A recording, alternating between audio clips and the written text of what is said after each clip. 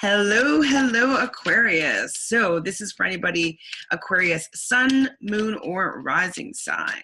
So I decided to do a general reading this month for the month of May. Ooh, what card is going all over the place here? Sorry, guys. I'll put that aside to see what that was all about. Sun, Moon, and Rising sign for the month of May. I'm going to do a current situation, obstacle, and advice reading. So what is Aquarius's current situation? And what are the obstacles here? And what is the advice that is being given here? And what's this card over here? Jeez Louise. I'm just taking a little bit of offense to these cards just because I'm Aquarius myself. So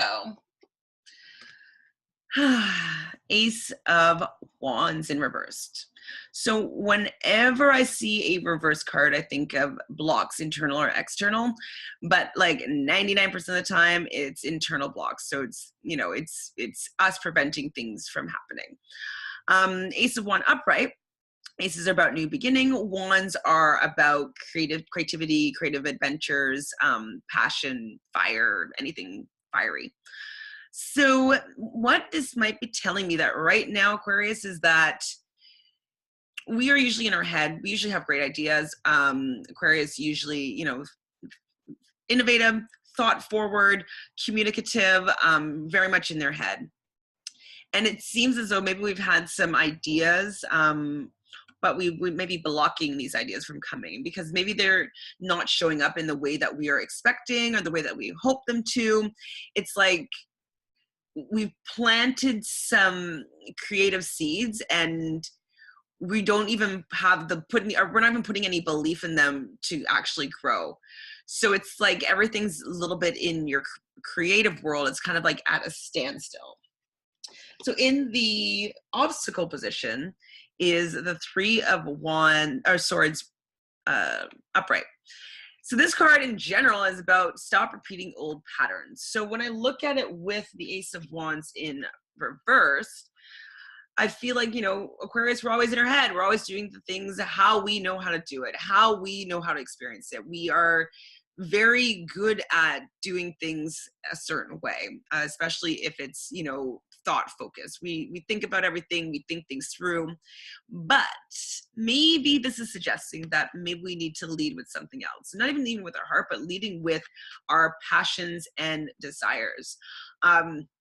What I suggest all the time to a lot of like my clients is I say, write down a list of 50 to 100 things that you are passionate about, that makes you excited, that makes you love life, like that makes you smile, that makes you giddy, that gives you goosebumps, gives you an itchy heart, like things that really move you in the way of passion, and make you in a positive way of passion.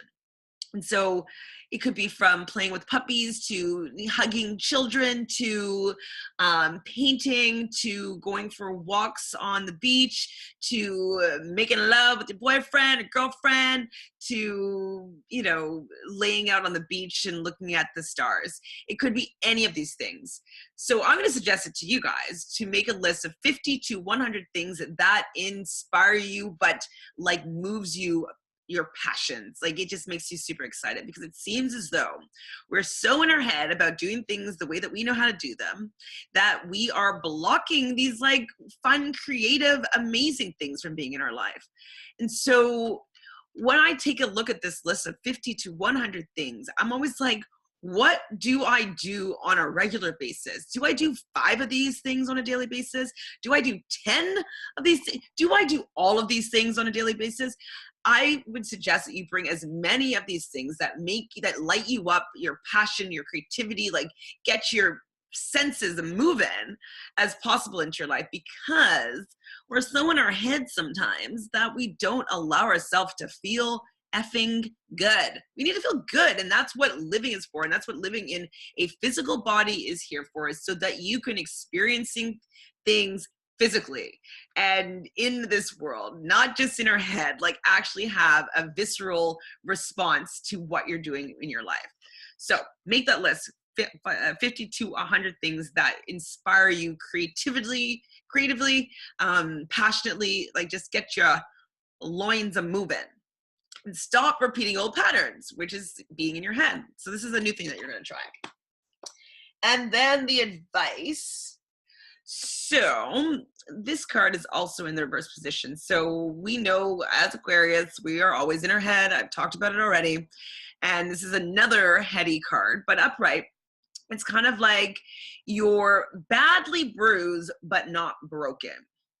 And in the reverse position, I would say that this is reminding you that you might have been like burned, we'll say, in the past. Like you might have, followed what you thought was your creative path, or led with your emotion, not your emotions, like your feelings or things that inspired you, or, you might have gone down that route in the past, and you may not have, the result may not have been as you wanted it to. So you're kind of like, well, why would I go and, do that thing that really makes me super excited when the last time that I did that sort of thing, it didn't work out in my favor and it left me feeling like X. So it's saying to me, the advice is don't necessarily let what's already happened in your past dictate what you do in your future, or dictate what you do today. It's kind of like we, as a society, or just as a human being, we learn like, you touch a hot stove, ow, it's hot, I'm not going to touch it again. And we kind of have developed that in actual life experiences, like, oh, this looks like something that hurt me before. I haven't had this exact experience, but I've had a similar experience. I don't want to necessarily go down that road. And so this advice card to me is saying that still follow these passions. And even though you may have not have had the result in the past in similar situations, it's like, still go for it. Please, Aquarius, still go for it, because getting out of your head and living for your passions, it's going to change your world completely. And saying don't keep repeating old patterns, it's like, good, like just don't. Just because you've tried it once before doesn't mean that it's going to happen that way again. And don't allow that to stop you from trying something new, or trying something exciting, or, allowing yourself to be led by your passion. And then what is this card? Another reverse card. Get out of your head, Aquarius. This is the Queen of Cups reverse upright. She's one of the most compassionate cards, or women. She loves to love. She is the master of her emotions. She's the master of generosity, compassion. She's a philanthropist. She is everything loving, but she's reversed. So I know, because coming from as an Aquarius, I don't necessarily lead with my emotions. And I know that for me personally, that I think that I'm being really emotional, or that I'm an emotional person. And I do express my emotions, I would say, a lot.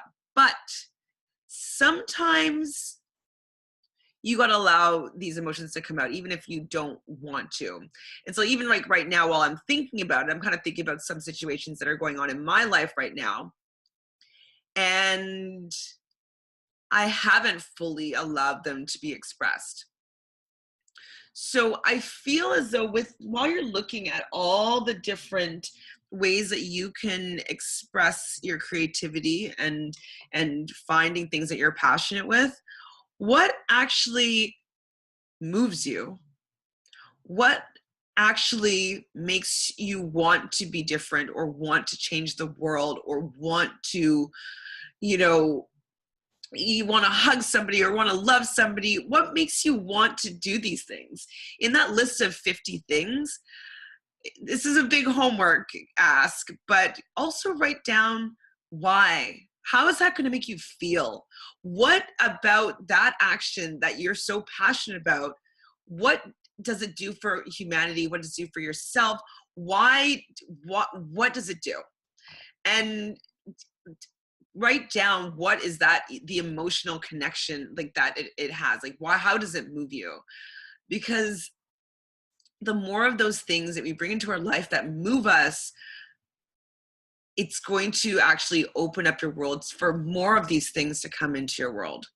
If you don't know what you love, how is what you love going to find you? And so really getting clear on the emotional component to all the things that make you, that you're passionate about, why you're passionate about them, and how, you know, you experiencing this passion and this emotional connection, how it can change the world and change you and change everybody around you's life. I feel like getting really clear on that is like actually what is necessary for the rest of the month of May. This is what's got to happen, Aquarius. So guys, like if you could write to me or message me, like you don't have to do your whole list, but things, maybe a few things that you're really passionate about and how they move you and why you want to, you know, bring more of them into your life.